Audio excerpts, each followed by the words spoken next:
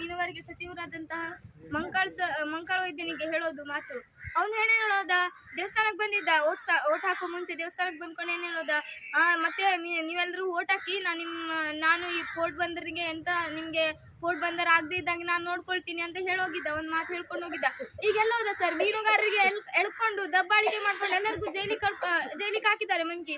ಅವ್ನಿಗೆ ಬಂದ್ಕೊಂಡಿಲ್ಲ ಅಂತ ನೋಡ್ಕೊಂಡು ಹೋದ. ಅವ್ನು ಹೇಳಿದ ಮಾತು ಉಳ್ಸ್ಕೊಂಡ. ಅವ್ನು ಎಲ್ಲಿ ಬಂದ? ನಮ್ಮ ಈಗ ಮೀನುಗಾರಿಕೆಗೆ ಯಾರು ಪ್ರೊಟೆಕ್ಷನ್ ಕೊಡುದು?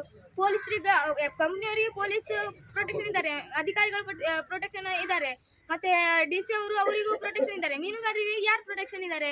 ಮೀನುಗಾರರಿಗೆ ಪ್ರೊಟೆಕ್ಷನ್ ಇಲ್ಲ. ಮೀನುಗಾರರು ಎಲ್ಲಿ ಹೋಗುದು ಸರ್? ಮಂಕಾಳು ಇದೆ, ಹೌದು. ಇಲ್ಲಾದ್ರೆ ನಮ್ಮನ್ನು ಸಾಯಿಸಿಬಿಡಿ, ನಾವು ಒಂದೇ ಸಲ ಹೋಗ್ತೀವಿ ಸರ್.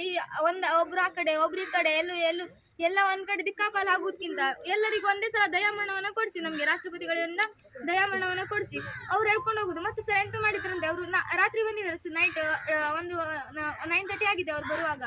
ಬಂದ್ಕೊಂಡು ಅವ್ರು ಹೇಳ್ತಾ, ಅವ್ರ ಹತ್ರ ಎರಡೇ ಯುದ್ಧ, ಮಹಾಯುದ್ಧ ಅಂದ್ರೆ ಅವ್ರ ಕೈಯಲ್ಲಿರುವಂತ 2 ಶಸ್ತ್ರ ಅಂದ್ರೆ ಒಂದು 140 ಸೆಕ್ಷನ್ ಸರ್, ಮತ್ತೊಂದು 160 ಸರ್. ಇವತ್ತು ಹಾಕಿದ್ದಾರೆ, ಬೆಳಿಗ್ಗೆ 163 ಸೆಕ್ಷನ್ ಆಗಿದ್ದಾರೆ ಅವರು. ಸೆಕ್ಷನ್, ಅವ್ರ ಲಾಠಿ, ಅವ್ರ ಹಗ್ಗ, ಎಲ್ಲದೂ ಅವ್ರ ಯುದ್ಧ ಸರ್. ನಮ್ಗೆ ಎಂತ ಮಾಡ್ಲಿಕ್ಕೆ ಆಗುದಿಲ್ಲ ಸರ್. ಮತ್ತೆ ಈಗ ನಾವು ಇಷ್ಟೊಂದು ಹೋರಾಟ ಮಾಡ್ತಿದ್ದೀವಿ, ಯಾರು ನಮ್ಮ ಊರಿಗೆ ಬಂದು ನಿಮ್ಗೆ ಈ ತರ ಆಗ್ತಿದೆ ಅಂತ ಯಾವ MLA ಅಧಿಕಾರಿ ಬಂದಿದ್ದಾರೆ ಸರ್. ಆದ್ರೆ ಒಂದೇ ಮಾತಾಡುದು, ಮಾಡಿಸ್ತೀನಿ ಅಂತ.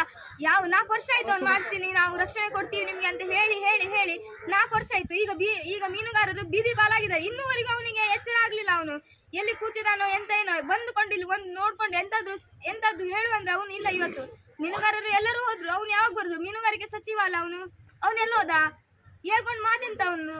ಬರ್ತೇನೆ, ನಿಮ್ಮೊಟ್ಟಿಗೆ ಇರ್ತೇನೆ, ನಾನಿರ್ತೇನೆ, ಇವ್ರಿರ್ತರು ಬರ್ತರು ಅಂತ ಹೇಳ್ಕೊಂಡು ಇವತ್ತು ಬಂದ. ಎಲ್ಲ ಮೀನುಗಾರರಿಗೆ ಕರ್ಕೊಂಡೋದ್ರು ಸರ್. ಅವನು ಬರ್ಲಿಲ್ಲ. ನಿಂಗೆ ಓಟ್ ಹಾಕ್ಸುವಾಗ ಮಾತ್ರ ಮೀನುಗಾರ ಬೇಕು, ಬಾಕಿ ಟೈಮಲ್ಲಿ ಮೀನುಗಾರರಲ್ಲಿ ಸತ್ತೋಗ್ತಾರೆ ನಿನ್ ಬಾಲಿಗೆ.